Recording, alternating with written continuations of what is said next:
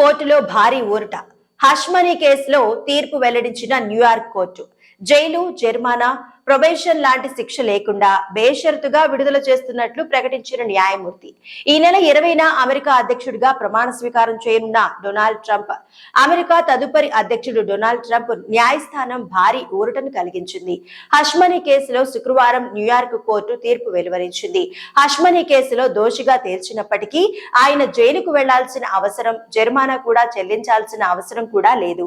ఎందుకంటే ఆయన అమెరికా అధ్యక్షుడిగా ఎన్నికయ్యారు.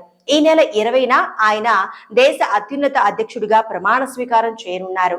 డొనాల్డ్ ట్రంప్ కు జైలు, జరిమానా, ప్రొబేషన్ లాంటి శిక్షలను న్యూయార్క్ కోర్టుల జడ్జ్ జువన్ ఎం మెచ్చన్ ప్రకటించలేదు. బేషరతు విడుదల, అన్కండిషనల్ డిశ్చార్జ్ చేస్తున్నట్లుగా న్యాయమూర్తి తెలిపారు. న్యూయార్క్ రాష్ట్ర చట్టం ప్రకారం జైలు, జరిమానా, ప్రొబేషన్, కస్టడీ లేకుండా శిక్ష విధిస్తే దాన్ని బేషరతు విడుదల అంటారు. ఇది తేలికపాటి శిక్ష. ఈ కేసులో 34 అభియోగాల కింద గతేడాది ట్రంప్ ను న్యాయస్థానం దోషిగా తేల్చింది.